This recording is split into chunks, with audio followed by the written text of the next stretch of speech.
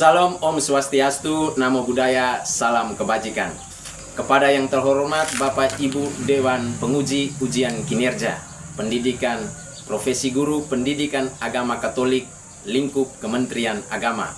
Perkenalkan, nama lengkap saya Adolphus Frederick Kopong Tupen dengan NIM 25889050009, mahasiswa Pendidikan Profesi Guru Pendidikan Agama Katolik dan Budi Pekerti batch 3 tahun 2025 di LPTK Sekolah Tinggi Santo Yakobus Maroke.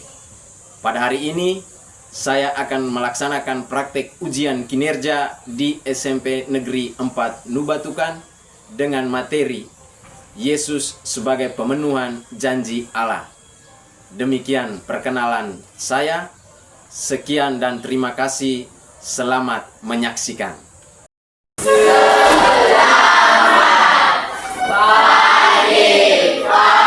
Selamat pagi teman-teman. Oke, selamat pagi semuanya. Silakan duduk. Terima kasih Pak. Untuk awali pembelajaran kita punya hari ini, saya minta salah satu dari kalian untuk pimpin kita dalam doa ini. Bisa pimpin kita dalam doa. Semua bisa berdiri.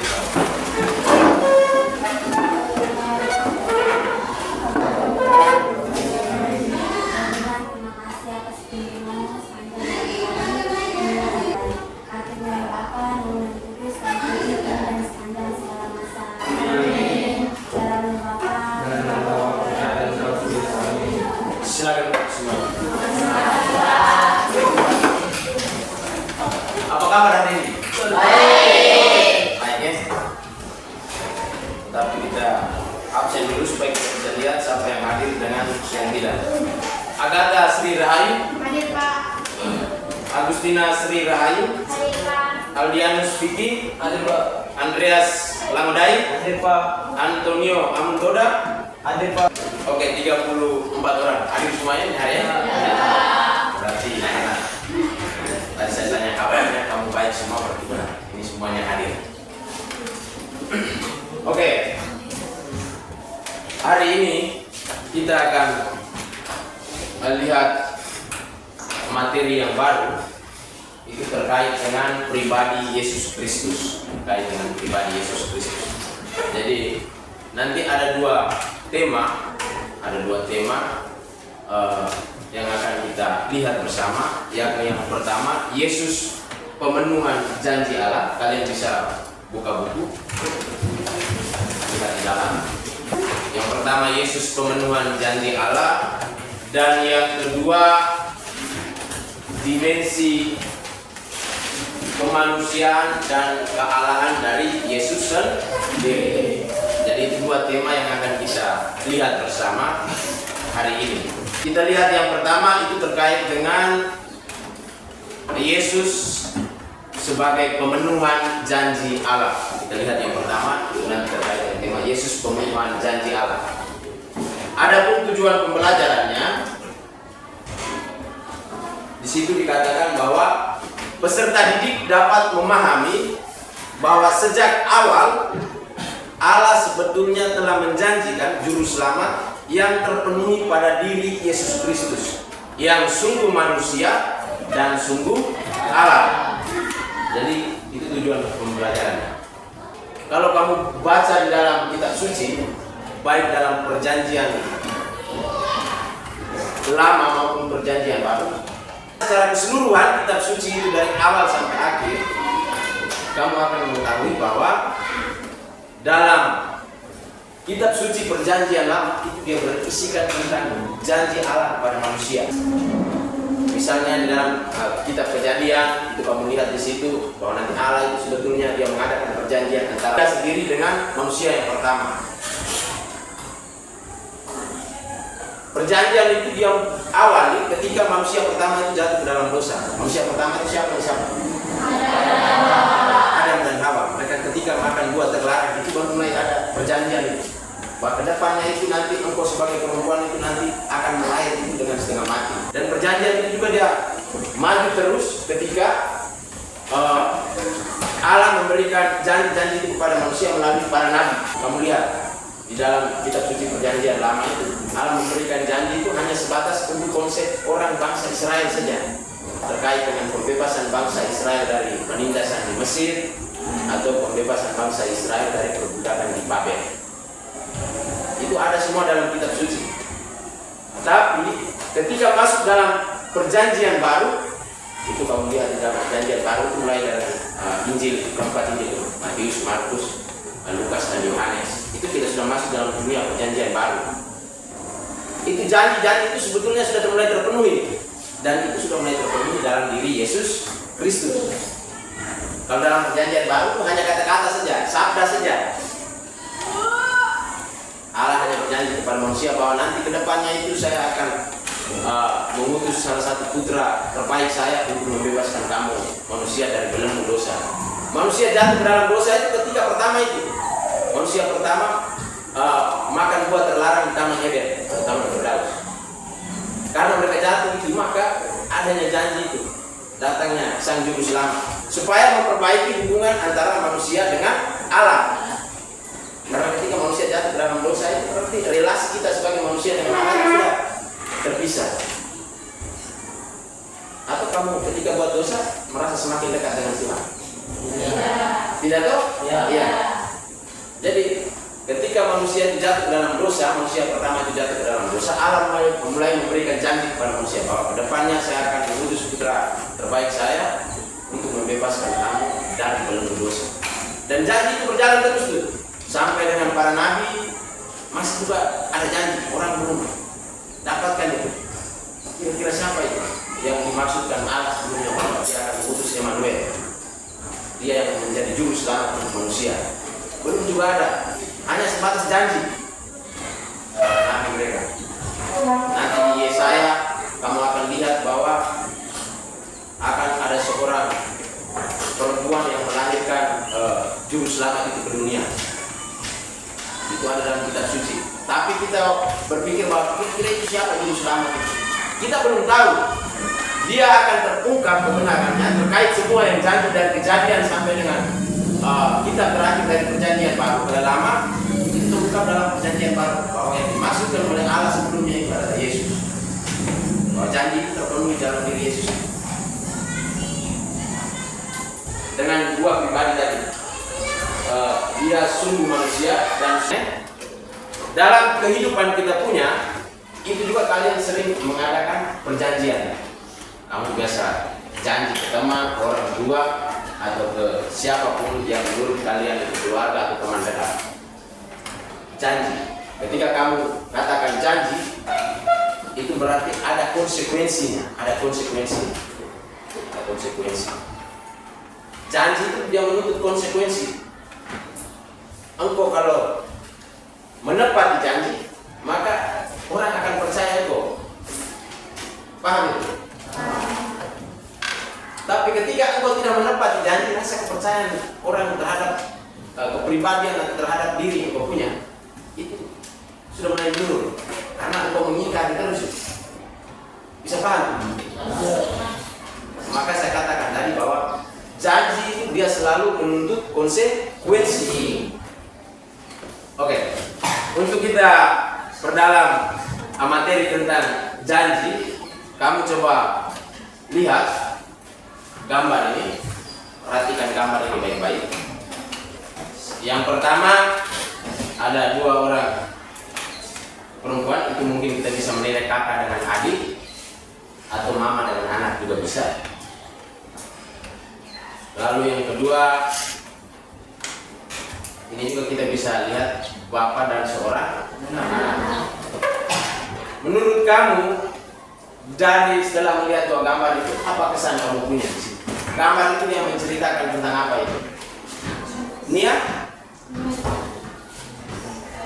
Kembar? Mereka saling mengungkapkan janji. Mungkin ada yang lain. Ada yang lain? Ada kelompok lain?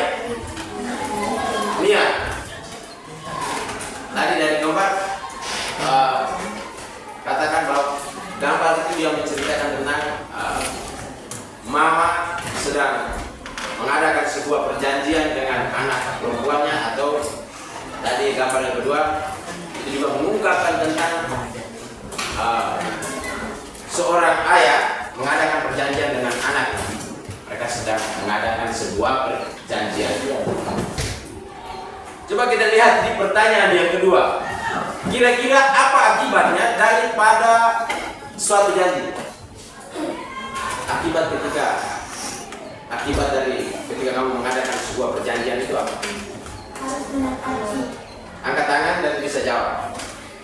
Keempat atau niat? Harus menepati janji tersebut. Dari kelompok ini ada yang lain? Oke, ada. Rasa percaya akibat dari suatu janji itu yang pertama tadi harus menepati, dan juga yang dari kelompok sebelah itu terkait dengan kepercayaan. Dua hal ini penting ini. Kamu lihat di bagian yang ketiga, siapa di antara kalian yang pernah mengungkapkan janji? Kira-kira dari kamu semuanya siapa yang pernah mengungkapkan janji? Atau belum ada yang pernah mengungkapkan janji? Hah? Semua sudah pernah? Sudah pernah ya? Kembali, kamu pernah mengungkapkan janji ke siapa? Bapak, mama, kakak, atau kepada seseorang yang menurut engkau itu spesial dalam engkau punya hidup? Siapa usah ngomong begitu kembali yang dulu nanti kita sudah mulai. Kamu yang kakak toh? Atau adik? Kakak? Biasanya kembali kakak pada lebih kecil. Jadi semua sudah pernah mengungkapkan janji. Yuli, kepada siapa engkau pernah berjanji?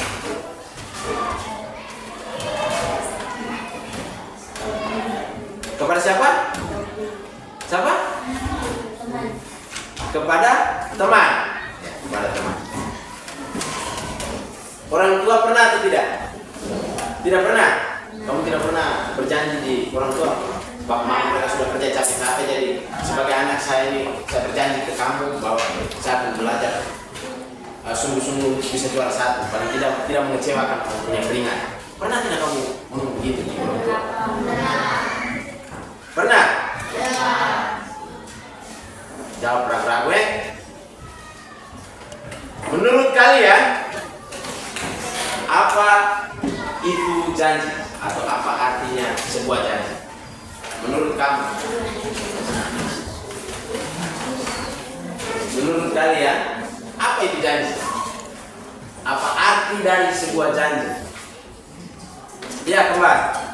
Janji adalah suatu ucapan yang menyatakan kesediaan atau kesanggupan untuk melakukan sesuatu. Ya, satu ucapan untuk menyatakan kesediaan atau kesanggupan untuk melakukan sesuatu. Itu yang dimaksudkan dengan janji. Maka tadi saya katakan bahwa ketika engkau menyatakan kesanggupan atau kesediaan untuk berbuat sesuatu, maka dia punya konsekuensinya itu ada di belakangnya ini.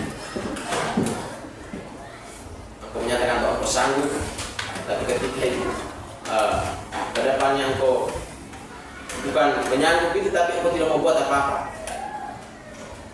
Masih baik engkau berusaha mengatakan menyanggupi. Ketika engkau berbuat tapi tidak mencapai hasil yang maksimal, orang masih tolerir. Tapi kalau engkau tidak berbuat apa-apa terkait dengan engkau punya janji, itu rasa percaya diri, rasa kepercayaan orang terhadap diri kita itu sudah menurun jauh sekali. Kedepannya engkau ngomong apa saja juga orang tidak akan percaya lagi. Itu konsekuensi dari sebuah janji. Tapi ketika engkau menepati apa yang sudah engkau janjikan, maka kepercayaan orang terhadap engkau akan meningkat. Oke. Untuk mendalami tentang janji ini, buka buku halaman 28. Di situ ada sebuah cerita. Sudah buka semua? terkait dengan konsekuensi sebuah janji. Dan coba kalian dalam kelompok masing-masing membaca cerita itu dan berusaha coba untuk menjawab pertanyaan yang ada di depan.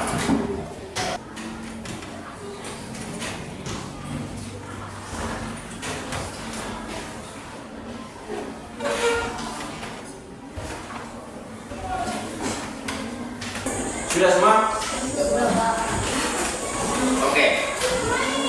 Coba kita dengarkan laporan dari kalian di kelompok masing-masing. Coba dari kelompok yang di belakang. Yang pertama, berdasarkan cerita di atas, kenapa Febian dengan Thomas itu berjanji? Kenapa? Fabian dan Thomas berjanji karena ayahnya mau menyita HP mereka karena tidak bertanggung jawab. Mereka mau berjanji karena ayah mereka mau menyita HP karena mereka tidak bertanggung jawab. Mungkin dari kelompok lain dari sebelah. Ini ada kawan-kawan. Agar ayahnya tidak menyita HP mereka. Kembar? Mereka berjanji supaya lebih rajin belajar dan tidak bermain game online lagi, agar ayah dan ibunya tidak meminta HP mereka. Mereka berjanji untuk lebih giat atau lebih rajin lagi dalam belajar supaya orang tuanya tidak meminta HP mereka. Kalau dari ini? Alasannya adalah agar HP mereka tidak disita oleh ayah. Ya. Berdasarkan cerita tadi, alasan utama kenapa mereka berdua harus berjanji kepada orang tuanya, dalam hal ini ayah, karena mereka tidak mau tuh apa yang mereka itu disita oleh orang tua mereka punya. Itu alasan utamanya. Mereka tidak mau, maka mereka harus berjanji bahwa kami harus lebih giat lagi atau lebih rajin lagi untuk belajar supaya ke depannya kalau memang prestasi yang mereka peroleh itu baik, maka kesempatan untuk bermain HP itu akan diberikan lagi. Tetapi kalau ke depannya prestasinya itu menurun, maka apa yang mereka punya akan disita. Maka mau tidak mau mereka harus berjanji. Tetapi dalam cerita tadi, salah satunya itu dia mengingkari janji tersebut. Dalam artian ini, Febiannya tadi ya? Thomas boleh belajar setengah, mau mati di kamar, dia di sebelah sini main game online. Hasil akhirnya apa? Kekecewaan yang didapati oleh orang tua mereka. Thomas bangga atau senang karena prestasinya meningkat, dan hal itu juga memberi efek kepada orang tuanya. Tapi orang tuanya juga senang. Tetapi kekecewaan datang dari Febian. Sudah berusaha, ayahnya sudah memberikan kesempatan kepada dia untuk bermain HP dengan janji yang tadi dibuat, tapi pada akhirnya apa kekecewaan yang diperoleh? Dia tidak pernah belajar dengan serius, tetapi lebih banyak menghabiskan waktu bermain game, dan efeknya itu prestasinya menurun. Maka ayahnya menjadi kecewa. Dengan konsekuensi dari janji yang sudah dibuat adalah menyita. Oke. Itu untuk yang pertama. Coba yang kedua. Menurut kalian, apakah alasan lainnya sehingga orang mau berjanji? Kira-kira ada alasan lain tidak orang mau berjanji? Ya. Orang mau berjanji supaya mereka dapat kepercayaan dari orang lain. Ya. Dari kelompok ini yang lain? Ya. Terdesak oleh kemauan diri sendiri, mereka merasa bisa menepati janji atau percaya pada orang yang benar memberi janji. Terdesak dari diri sendiri. Kelompok ini? Mereka mau berjanji karena adanya kesanggupan dan kesediaan untuk berbuat sesuatu. Mereka mau berjanji karena melihat dalam dirinya itu ada kesanggupan dan kesediaan untuk berbuat sesuatu. Kembar? Sama. Ya. Jadi ada banyak alasan kenapa seseorang itu mau berjanji. Ada banyak alasan. Misalnya, kamu sudah pernah ikut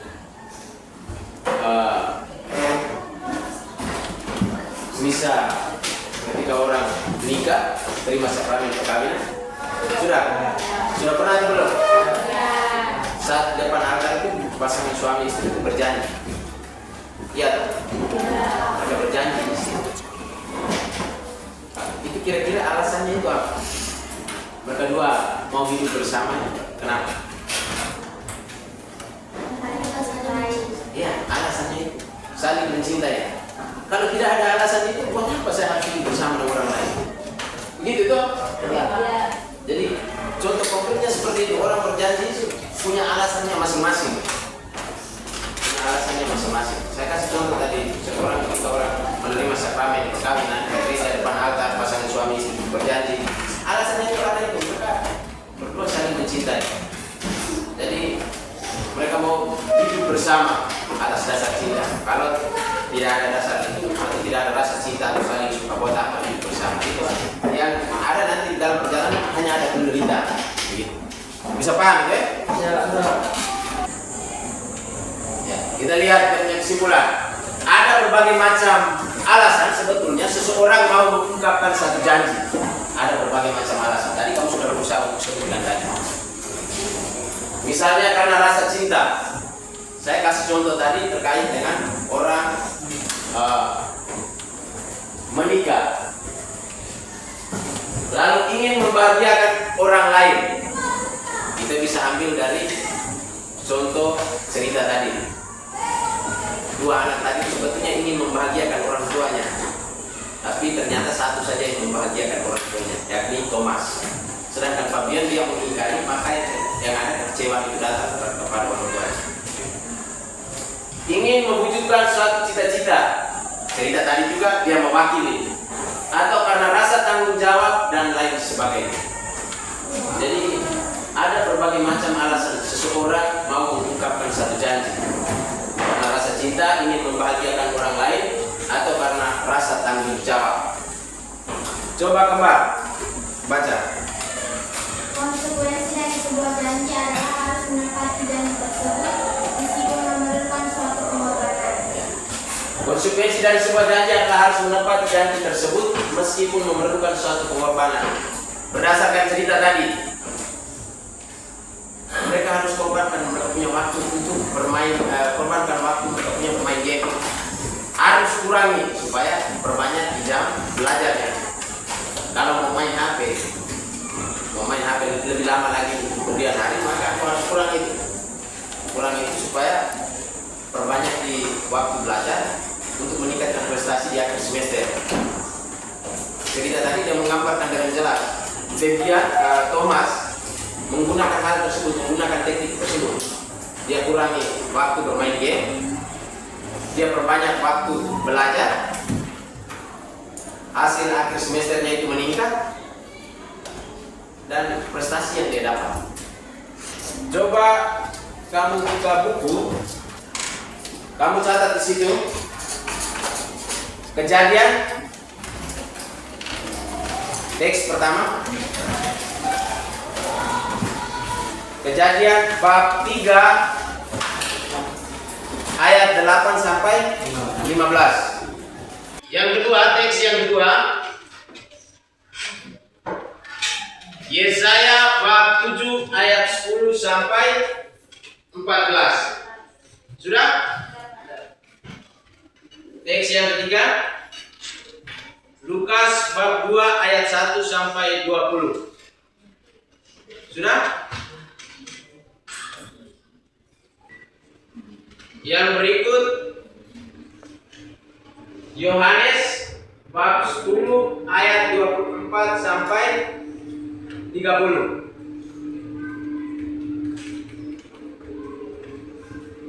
Sudah? Sudah semua? Masing-masing kelompok bacakan teks itu satu-satu. Jadi ini kelompok 1, kamu bacakan teks, kamu punya tugas baca teks yang pertama tadi Kejadiannya. Yang kelompok 2 Yesaya 7:10 sampai 14. Oke. Yang ketiga, kamu di teks Lukas 21 sampai 20.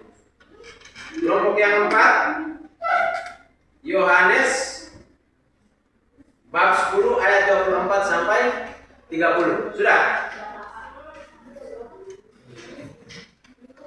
Di setiap kelompok masing-masing bacakan itu teks itu. Dan coba jawab pertanyaan yang ada di depan. Kita coba dalami janji itu dalam konteks kitab suci. Tadi itu berdasarkan kehidupan sehari-hari. Sekarang kita coba dalami janji itu berdasarkan konteks kitab suci.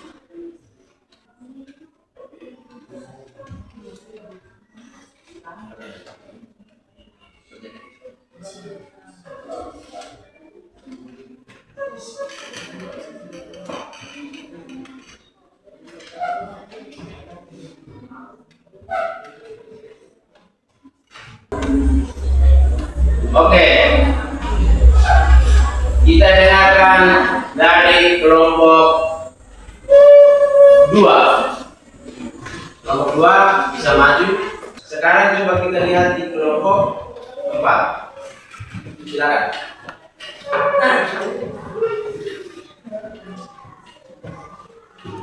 Mari kita lanjutkan dari teman-teman. Selamat hari. Kami dari kelompok 1. Kelompok 4 akan mempresentasikan hasil diskusi kelompok kali ini.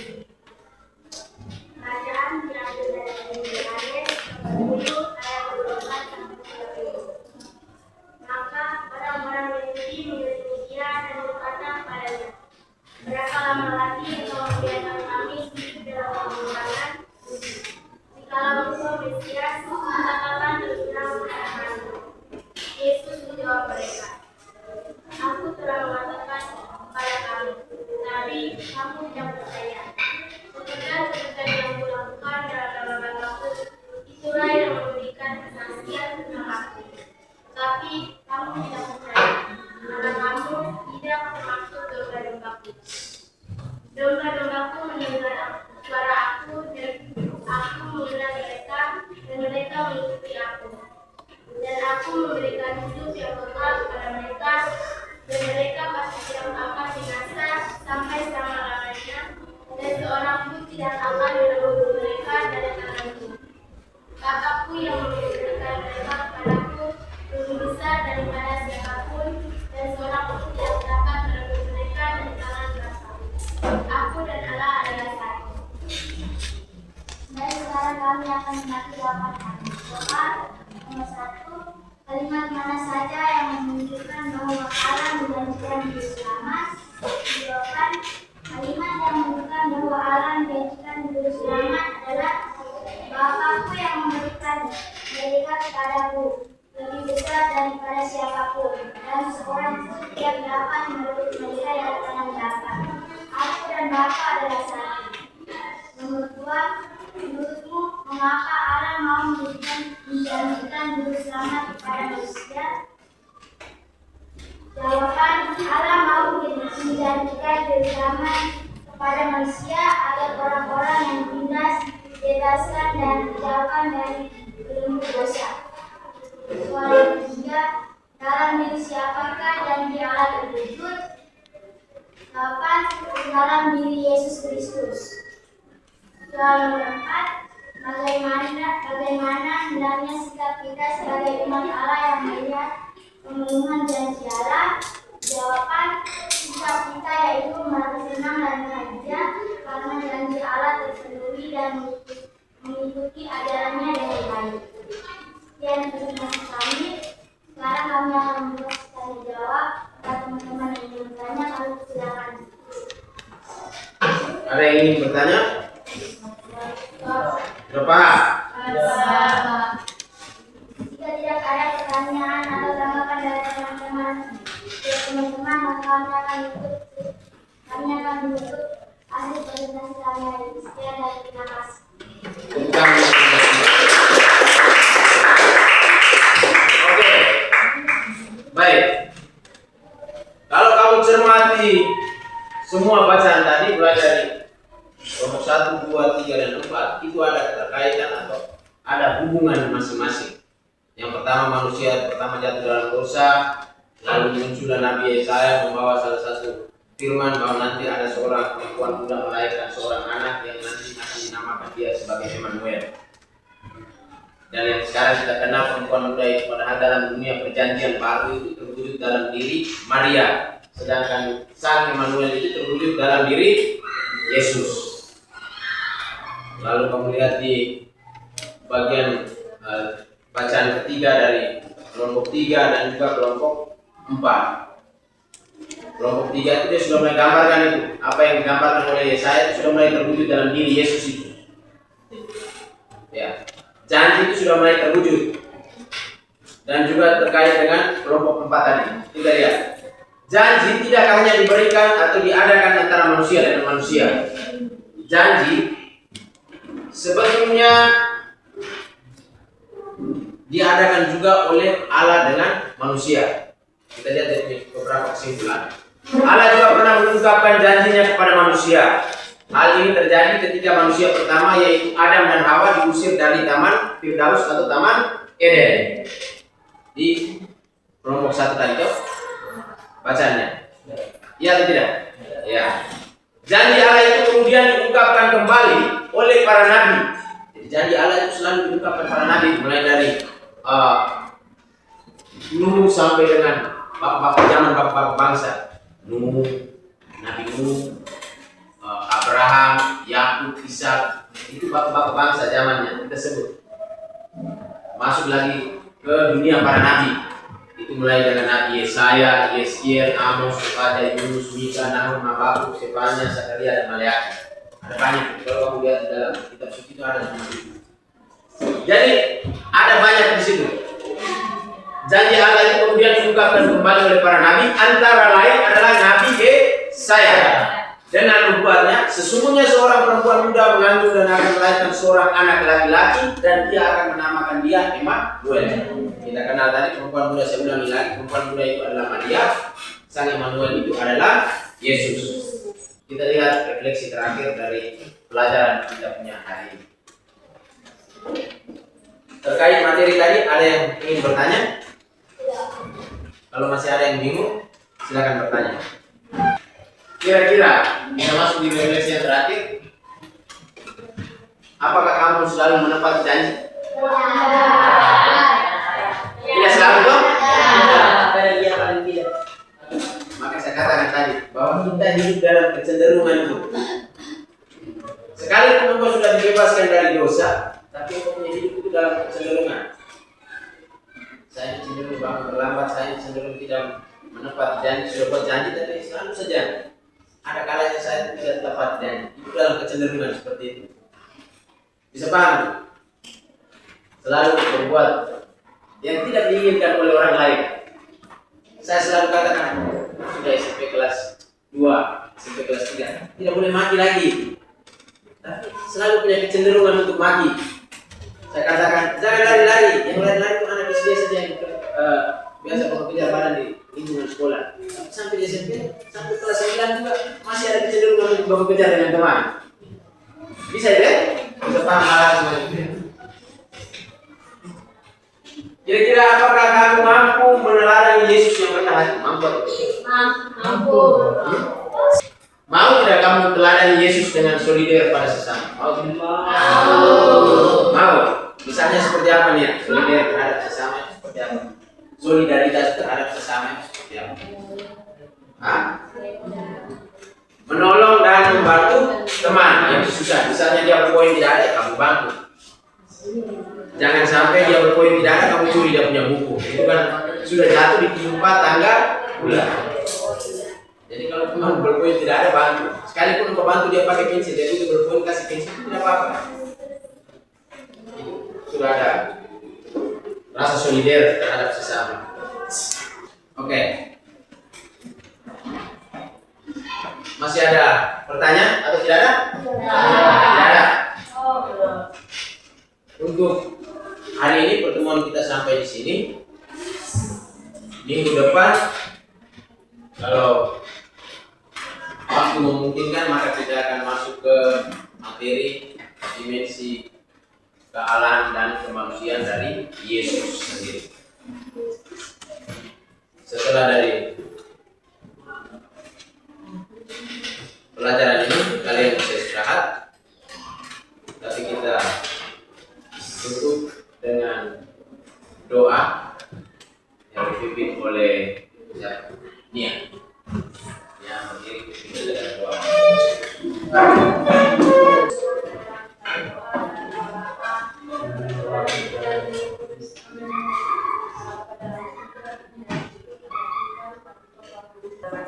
Amin.